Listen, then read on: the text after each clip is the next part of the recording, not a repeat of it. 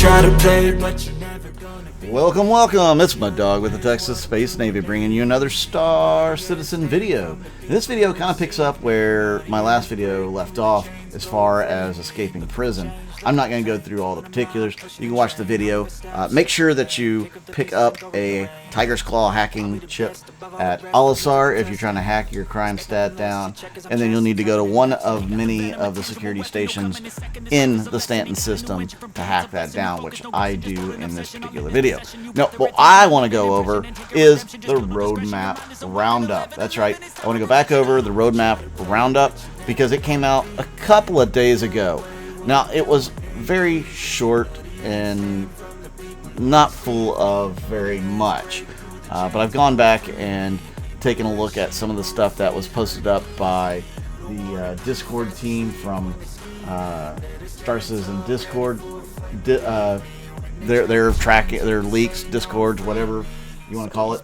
And then I've also gone and looked at the latest patch notes for 3.17, which, by the way, last night they released it to Wave 1 PTU. So if you're concierge, you'll be able to have access to Wave 1 PTU for the 3.17 patch.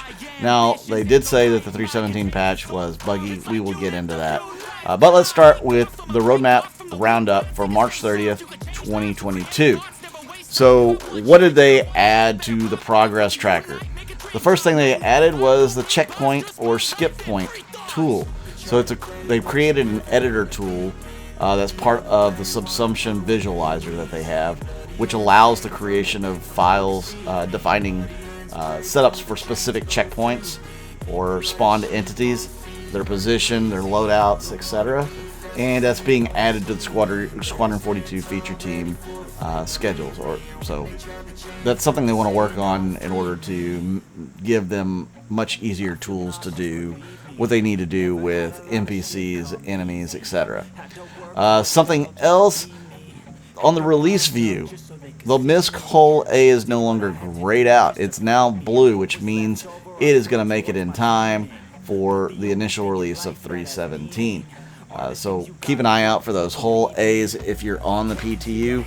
You may start seeing some of those crop up. Chances are they'll wait a little closer till the patch is ready to be launched to a much wider PTU testing group. Now, they did say the RSI Scorpius is still on track to release in a subsequent 3.17 X patch. What's the X patch?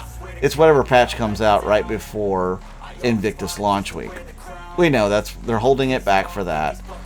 It's going to be the belle of the ball, one of the beautiful things that they're going to show off during Invictus. They will have something else there as well. I don't know what that is yet, but you can almost bet the house on them releasing a new ship during Invictus launch week. Alright, so what else can we talk about for 3.17 PTU? Like I said, the Wave 1 patch is very buggy.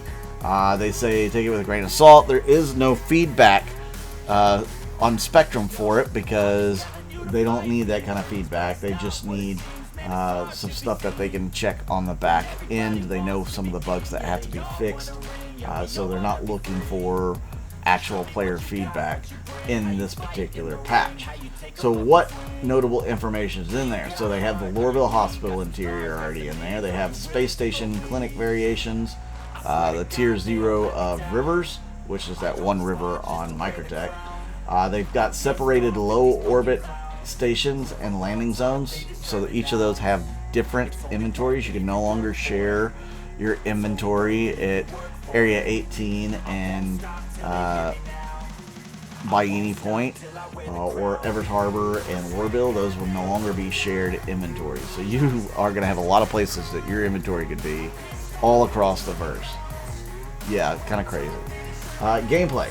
They've got ship-to-ship refueling in, shopping and selling tier 0, mining gadgets, ship and ship component inventory updates, a major overhaul to personal inventory storage to allow for ship components to be stored and transported inside ships. They've added inventory slot or inventory size values to all purchasable ship items along with the volume and dimensions, which require certain sizes to transport. They've added the carryable storage container to shops in the PU. Ground vehicle signature emissions have been changed. Size 2 shield face balance pass was added. They added front and back faces for the size 2 shields. Ship weapon polish pass for staggered fire. And player injury polish pass, FPS weaponry factor, where they've improved the animations and sway or recoil values. They've also worked on hunger and thirst. They put it in a polish pass, and they increased the decay rate and persist between sessions.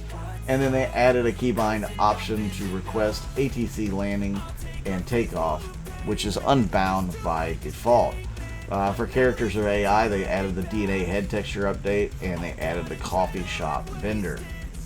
So that's what they have for 3.17. Now let's take a look at some of the sprints that are out there. Of course, added to the list is the checkpoint skip point tool. The deliverables that were updated were the character creator. It looks like the end date's been pushed back. They've added a little bit more work for that. Miscellaneous support, they added some work too. Satellites, points of interest, the start date for that was pushed back, so some work was actually removed for it. Selling, the end date was pushed back. They're still working on it. Ship-to-ship refueling, a little more work was added to it as well. Ongoing sprints that they have, the Banu Merchantman, they've got 11 devs working on that actively. They've got Bounty Hunter version 2 with 1 active dev. Bug fixing and tech debt, 55 devs working on that. Building interiors, 17 devs. Cargo system refactor, they still have 7 devs working on that. The cave archetypes, 4 devs working on it. And then you have a bunch of chapters for Squadron 42. So chapter 1, 6, 7, 8, 10, 11, 12, 14, 15, 18, 19, 20, 22, 26 are all being worked on by various devs in the studio. Then the commodity kiosk, they've got 3 devs working on that. Data core deserializer, derelict spaceships points of interest, the Drake Vulture, dynamic events, dynamic mission system, dynamic population, ecosystem enhancement, EVA tier 2, foliage shader, FPS device tier 1, FPS radar and scanning, hacking tier 0, hex, jump points, life support tier 0, lockable containers, login flow. Loreville Cityscape is and was being worked on. You've got the Misk Hull C being worked on by a couple of devs, so I guess they're polishing things up on that probably. Miscellaneous support, 33 devs working on that. They've moved Planet to compute. Outpost Homestead Independent and Outlaw, 14 devs working on that. Outpost themed variants, 11 devs. Persistent hangars, persistent streaming and server meshing, 28 devs working on that. So it's still deep in the pipeline there. Personal inventory, player interaction experience tier 2 with visor HUD and helmet. Probability volume encounter density refactor. Pyro space stations, 15 devs working on that. Quantum simulation, raster, reputation, rescue, transport missions, resource management, rest stop hangar replacements, RSI Scorpius, salvage tier 0, 9 devs working on it. Theaters of War, miscellaneous support, 3 unannounced vehicles, unannounced facility, 0G push and pull.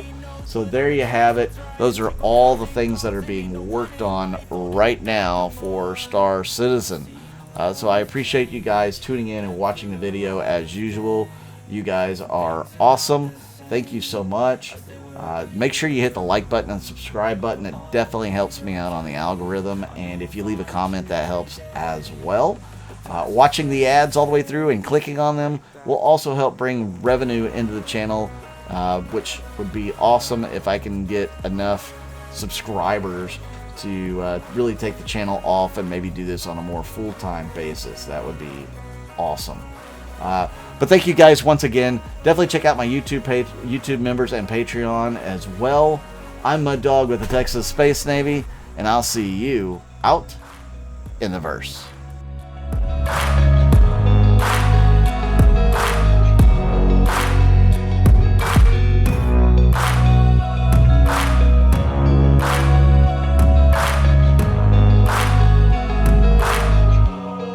Way back a year ago,